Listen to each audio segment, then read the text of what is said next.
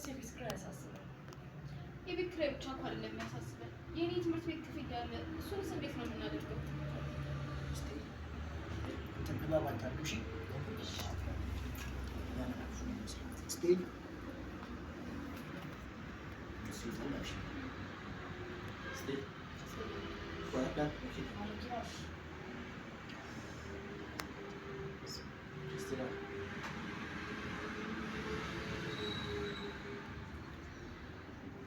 ልክ ነሽ። ቢያንስ የቤት ኪራይ ያሳስባል። የቤት ኪራይ ብቻ እኮ አይደለም የሚያስጨንቀን፣ የኔ ትምህርት ቤት ክፍያ አለ። እሱንስ እንዴት ነው የምናደርገው? አይዟችሁ እናንተ ተጨነቁ።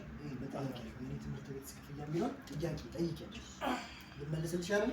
በጥያቄ ስቲል ኤንድ አክሽን። የቤት ኪራይ ብቻ እኮ አይደለም የሚያሳስበን፣ የኔ ትምህርት ቤት ክፍያ እንዴት ነው የምናደርገው?